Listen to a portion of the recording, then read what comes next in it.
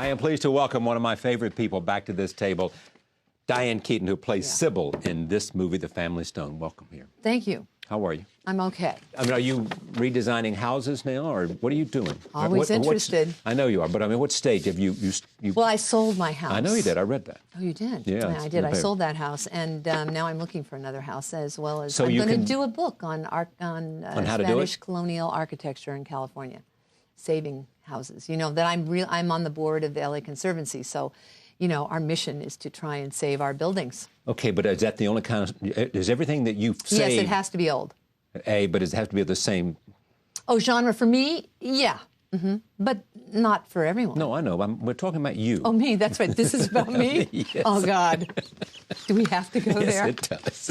Oh, man. Now, you don't It's really. tragic for you. Well, no, it's fun for me. No. No, I mean, there's a. Yeah. You know, I'm listening. Okay, well, let's just get this. That'll be good for me, too. I can afford to listen every now and then. Yes, you can. That would be winning. No new men in your life? No new men. And it doesn't bother you one whit? Not at all. I know. How did you come to that conclusion that if they don't come, you're okay? Well, I came to that conclusion. Time. Yeah. Time brought me here. Found out you were perfectly happy. No, I'm perfectly fine. Yeah. Happy I mean, or as fine as I can be Yes, you can within be my with- limitations, Yeah, Charlie. right. Which, you know, are too numerous to go into right now. limitations or what? Is that the best word to describe you know, these things? sort of- Limitations or? Yeah, What let's would we just stick say? with that. Just the details are really not important. But yeah, no, everything's good. Yeah. Yes, Well, I mean- I have enough emotional, you know, rewards in my life. I do have feelings of love for many people. Yeah, and two kids Just including. not sexual feelings. No sexual feelings? No sexual feelings for love, no. Isn't that just... Well, what about, how about just sexual feelings, period? Oh, those, no. Those are bad feelings. But didn't that movie that you made with Jack Nicholson do anything to change Well, I it? enjoyed that. See, I mean, I think that sexual feelings, you know, that you play in movies, that's completely fun. Yeah. There's didn't nothing in- attached to it. You don't have the responsibility. You're just playing a part. And what's so great is you're just doing the lines. And then, you know, all kisses are good kisses on film. Yes, as far as I'm concerned. You know, I just spent a day on a set of a movie. Did you? Yes. And Did you kiss anyone? No, I didn't. Oh, you No. missed out. No, I didn't. But of course I did. But Yeah. because you do it over and over That's and the over fun and of it. over But and over. like And see, everything and that's can we make it repetitive. better every time? Yes, you make it better. You make it more interesting. You make it different. That's what's so good about filmmaking. Is it's just a series of repetitions in an intimate setting. I love it. Like, see, for example, actually, I like this studio in spite of the fact that it's freezing because it's this, you're in a cave. It's like a womb-like experience. It's very intimate, and I think it works for your show. It does. I think your set helps. Oh, I think it does. No, I mean, you are overcomes my more limitations. fabulous, No, of course. It overcomes my limitations, too, doesn't it? It's very smart. Was this your idea? Yes, it was. It's good. I mean, everything about it was my idea. All right. You know? You're an auteur. I knew it. Okay, so we're finished with us. That's over. No. We've got a lot to go. There's no men around. No. No sex around. No, of course not. There are a lot of buildings around. Lots of buildings. You'd read, and as soon as you fix them up, you sell it and move to another one, and you get Architectural Digest to put you on the cover and to chronicle the whole I get damn it. thing. I'm on there. I'm in the case. Yeah. Yes, I did. Yes, because I'm proud of the fact that that building is secure. Yeah. Are you good at promoting yourself or not? I wish I were better. I wish I were better at that. I wouldn't mind that at all. I mean, at a certain point in my life, I was just so mortified by that idea. But now I realize, hello, You know, why wouldn't you promote yourself? Can I just go back to this for 1 second? Then Just once. Once, I promise you, only one. Here, sitting across from me, is this sort of beautiful, talented woman who does has multiple interests, and was once affiliated. the significant other of Woody Allen on one hand, and then Warren Beatty, two very interesting men. I don't know where this is going, but it's just... Yes, I know. I mean, significant, I doubt. I was the other. I remain the other. I doubt that. Yeah, that was fascinating. That was an adventure. It was. Yeah. But think of a lot of, I mean, I think, you know, didn't Simone de Beauvoir in The Second Sex say, you know, that women are a lot of women are set free when they're 50, when they approach 50 from the, you know, I guess really like the anxiety and the mortification and humiliation of intimate relationships with men, the opposite sex. I think there's these sort of you're free of it for some reason, or I am. Like I used to worry when I was younger, I would listen to Judy Garland. I loved Judy Garland. And, her music, I started to think, well, if you keep singing songs like that, these songs of being victimized by love, it's going to have a profound effect on your life over and over and over. And at a certain point, you're not going to have a chance to be anything but a victim of love. And so, I sort of forged ahead. And I feel like I'm not a victim of that particular kind of love. And in fact, you feel... And I also think that love the expectations are just, beyond anything that's possibly in the realm of reality. And so what I really think is a sweet idea is the idea of companionship. That's exactly what I was going to say. I mean, don't you miss having... that with a human that's a man? Yeah, I was going to add that qualification to it. But do I miss it? Companionship is what I'm talking about. Just but the notion of I have friends. I know you do. You probably don't believe I do, but I do. No, I do. Are you kidding? I believe you have as many as you can possibly. Oh, no. I think you are the most compelling person who would, they would line up to be your friend. Would they not? No, well, not maybe line up, but I do have friends. I know you do, because the idea, you strike me as the kind of person that would be a giving friend. You'd care about friendship. Well, I show up. I wouldn't go that far. Giving. Yeah, or do you like being alone even? I enjoy being alone very much. Yeah. And I'm not alone very often now. Because you've got... those two. Mm-hmm. Which came at 50. Mm-hmm. You recommend that? I mean, at that age, because all this other stuff was gone... I would recommend to grow up earlier for most people. In other words, come to where you came at 50 when you're 35. Mm-hmm. I think that's a good idea. Yeah. Definitely. You don't have any great regrets, though, do you? I have a lot of regrets. Do you? Mm-hmm. Like? I just wish that I had tried harder and taken advantage of some of the opportunities that came my way. I think I was too afraid, too frightened by it all. Now I wish I'd worked harder and stuck myself out a little bit more and experienced people more instead of protecting myself. I spent a lot of time protecting myself. Boy, I think this is the wisest thing you've ever said to me. I really do. Why? Because I think a lot of people would say that. Mm-hmm. Oh, yeah, I think so. I remember my father was diagnosed with an inoperable brain tumor, and I was doing Godfather 3, and I flew home, and that's what he said. He said, I just wish I had done more. I wish I had worked less at something I didn't really enjoy. Yeah. I mean, even Arthur Ashe said to me, Arthur Ashe. Even Arthur Ashe said to me, in other words, a man who had done a lot, and you would say, here's a guy who pushed himself to do lots of things. I mean, he not only was a great tennis player, not only was a great human being, he also wrote interesting books, and he was part of the public discourse, all of that. Said to me one day, I don't know how good a tennis player I could have been, and because I was distracted. I wish I'd just given more, taken more. Given more to that. Yeah, even. Specifically. Yeah. I don't really feel that way about acting. But what I do you mean feel by about it in other areas Well, then what of do you life. mean then in terms of not... I don't mean acting opportunities. I mean, to me... I don't mean jobs, but I mean... I mean more like just being less protective in general. I mean, I've met a lot of extraordinary people. I wish I had just been able to extend myself more. I mean, just it's great to be around people who have something so... amazing to say about everything. I sat there and thinking... your job is fantastic. Your job, talking to all these... And you talk to people, and you really have a conversation. And it brings them out. And the variety of people that come on your show, it's just... it's very special. It's very unusual. I know, I'm very lucky. Well, and you're very extraordinary to be able to make it work. And to be interested, to be curious. I love that. Well, and it's finding out what areas of people they can really... I mean, I was stunned by, in a positive way. There was no reason to not expect it, but I hadn't been there, so I didn't know. Yeah. And I take risks all the time doing this.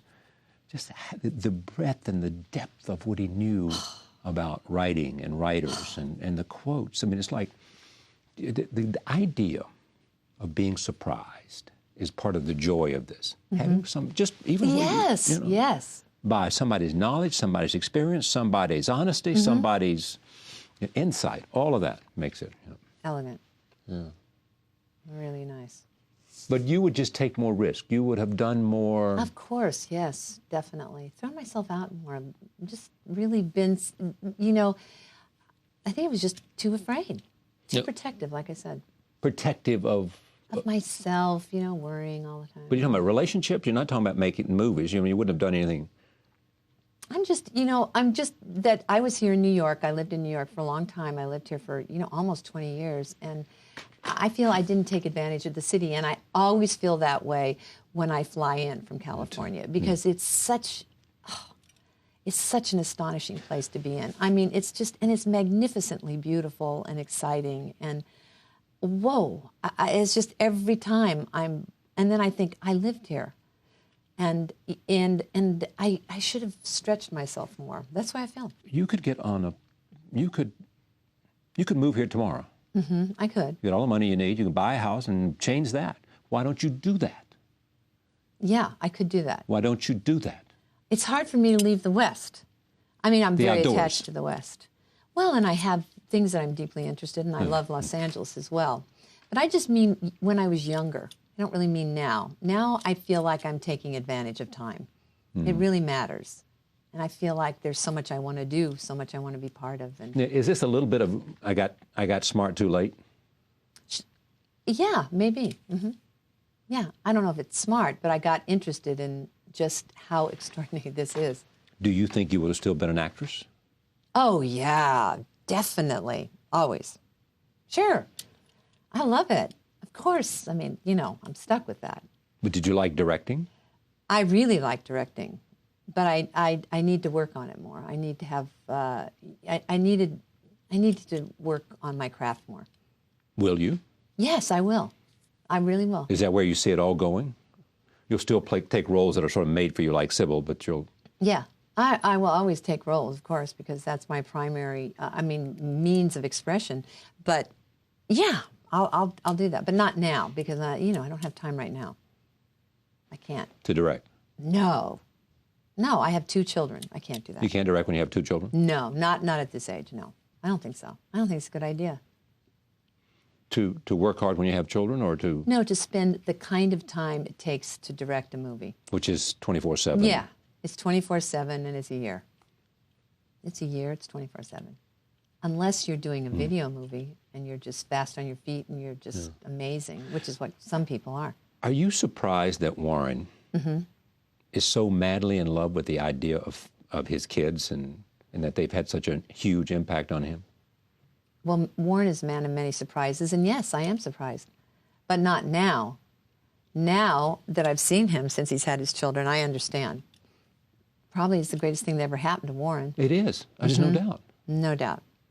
Yeah, well, Warren is just this kind of extraordinary maverick. I mean, I'll never really understand Warren at all. I mean, Warren is somebody who, he has such an incredible mind, and it's all over. It's just try and catch it. Where is he? It's just like to try and get him to kind of go. It's very hard, and it's always and I never really know exactly where he is, even though he seems to be standing for this one particular idea. You never can really grab him. It's too facile. It's almost like his mind is so facile that it's hard to know what the real core is until these children. Yeah. I do believe they've grounded him. Oh, I do too. Let me talk about your movie. We saw Who is Sybil? Who is Sybil? Yeah. Well, I really think that Sybil is just, the greatest gal. I think she's the greatest mother because, to me, she's the matriarch of this family. Yeah, she's a very progressive woman. She's a woman who likes to stir it up. She's a woman very engaged with her children who loves this, and she's a woman who chose that as her profession, which is to be a mother. And God bless them. And God bless them, but God bless her, and God bless those mothers out there who take this on in their life, and that is their life. I mean, is she not? I mean, to me, she's amazing, and she reminds me, of course, of my mother. So. Oh, shoot! You were thinking about your mother when you? Oh yeah, yeah. I thought about my mother all the time, and particularly at the end. When she was. Yeah, because it's about saying goodbye. It's impossible. This is the story of a woman who is coming. The son is bringing the woman he wants to marry to the family. The family is a kind of, for the lack of a better word, bohemian family. Sybil is the matriarch, their brothers and sisters and husband, and she comes in, and she is New York, type A, uptight, anal almost, right? Yeah, but I mean, none of that matters to Sybil. I think she just knows it doesn't work for her son, because when she sees her son, he's transformed. He's lost his path, his way in life, and she can't stand it. She can't bear it, and she knows what her future is. So what her response is this is wrong. It's just absolutely wrong, and of course she's right. Now, the manner in which she's right is a little, awkward and overbearing, and sometimes, like, who wants this in their life as a mother? But nevertheless, she's right. Roll tape is a scene in which Sybil and some of the other Stone family members talk about this family.